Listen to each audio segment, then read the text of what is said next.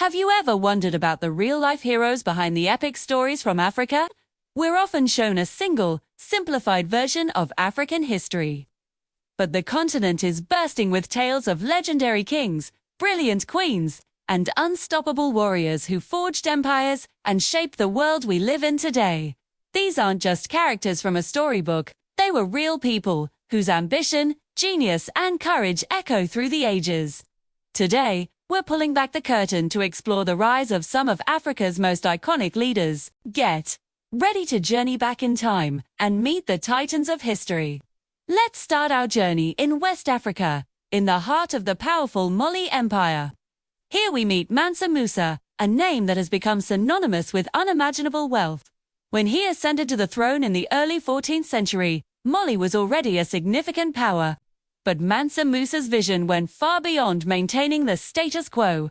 He was a devout Muslim, and his legendary pilgrimage to Mecca in 1324 wasn't just a religious journey, it was a geopolitical masterpiece. Imagine a procession stretching for miles, with tens of thousands of soldiers, civilians, and attendants. Camels laden with gold, so much gold that his spending in cities like Cairo actually devalued the local economy for years. This wasn't just a display of wealth, it was a statement. Mansa Musa was announcing to the world that a sophisticated, powerful, and incredibly wealthy empire existed in West Africa. He put Mali, and specifically its legendary city of Timbuktu, on the map. He wasn't just rich, he was a nation builder who returned from his pilgrimage with architects and scholars, transforming Timbuktu into a world-renowned center for learning, trade, and culture. Under his rule, the Senka University flourished, attracting minds from across the Islamic world. His legacy isn't just about gold, it's about building a golden age of knowledge and prosperity. Now, let's travel south to the lands that would become modern-day South Africa. Here, a different kind of legend was forged, one built not on gold, but on iron discipline and revolutionary military strategy. Presoccer, I'm talking about Shaka Zulu. Born in the late 18th century, Shaka's early life was marked by hardship and exile. But these challenges forged a leader of immense ambition and strategic brilliance. When he came to power, the Zulu were a relatively small clan. Shaka changed everything. He recognized the limitations of traditional warfare, which often involved throwing long, flimsy spears from a distance.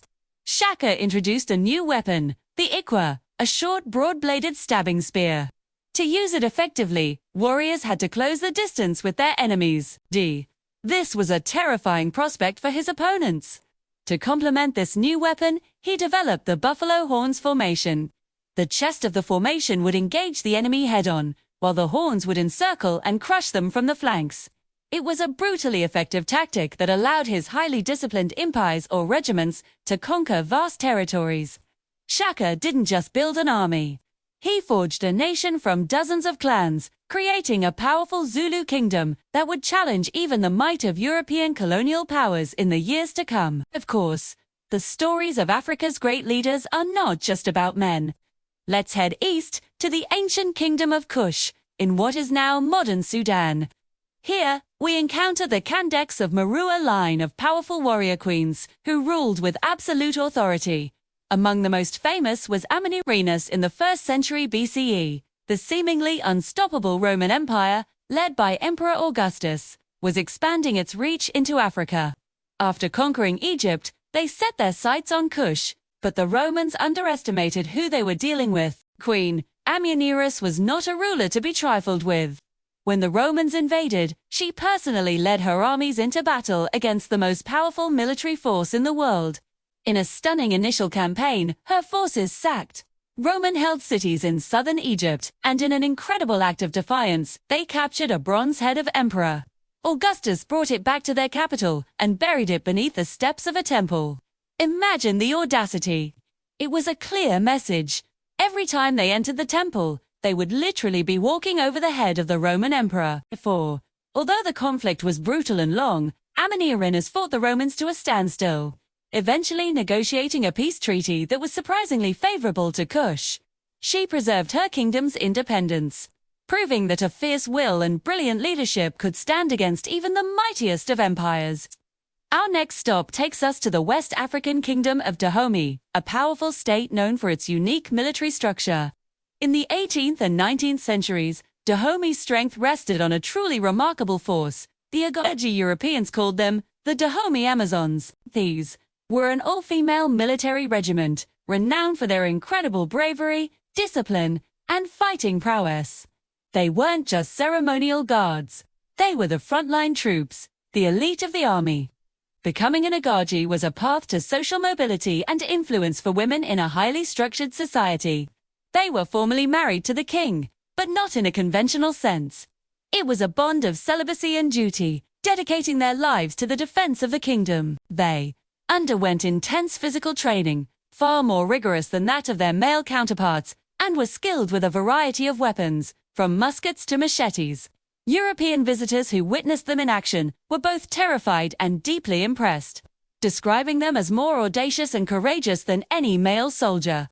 The Agoji represented the strength and spirit of Dahomey, fighting fiercely against rival kingdoms and later the French colonial forces, leaving behind a legacy of female power that still inspires today. Let's venture north to Ethiopia, a kingdom with an ancient history stretching back millennia.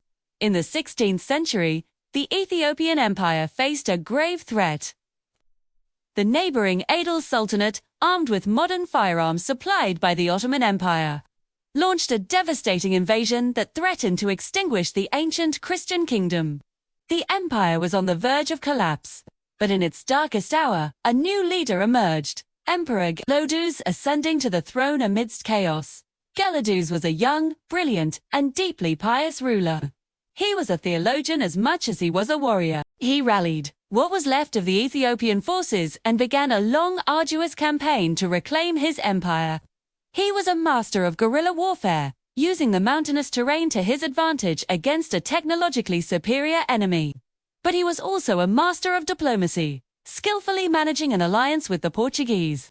More than just a military leader, Gelawdus wrote extensively, defending the unique theology of the Ethiopian Orthodox Church against outside pressures. He successfully defeated the Adil forces, restoring his empire and preserving Ethiopia's unique cultural and religious identity. He proved that faith and strategy could be the most powerful weapons of all. Finally, we cannot talk about legendary African leaders without mentioning Queen Nzinga of Indongo and Matomba in modern-day Angola. Ruling in the 17th century, Nzinga's life was a 40-year masterclass in diplomacy, espionage, and warfare against the Portuguese, who were aggressively expanding their slave trade. When she first came to power, she realized direct military confrontation was not always the answer. One famous story perfectly captures her character. During a negotiation with the Portuguese governor, he offered her no chair, instead placing a mat on the floor, an insult meant to subordinate her. Without missing a beat, Nzinga ordered one of her servants to get on all fours, and she sat on the servant's back as if on a throne, looking the governor eye. She dominated the meeting.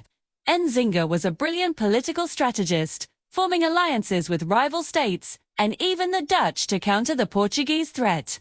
When diplomacy failed, she personally led her armies in battle, well into her 60s. She constantly adapted, moving her kingdom and its people to evade the Portuguese, all while fighting to protect her subjects from the horrors of the slave trade. Nzinga's legacy is one of relentless resistance and brilliant, adaptive leadership against the tide of colonialism, from the golden wealth of Mansa Musa to the military genius of Shaka Zulu, the defiant bravery of Amanarinas, the fierce discipline of the Agoji the faithful, resilience of Gelawdus and the strategic brilliance of Nzinga. Mbandi, these are just a few of the incredible stories from Africa's rich and complex history. These legendary figures weren't just rulers. They were innovators, defenders, and nation builders whose impact is still felt today. Their stories challenge us to look beyond the simple narratives and appreciate the true depth and diversity of the African continent. Stex, thank you so much for joining us on this journey through history. If you enjoyed learning about these incredible leaders, make sure to hit that like button and subscribe for more deep dives into the stories that shaped our world. Let us know in the comments which African king or warrior you'd like to learn about next. See you in the next video.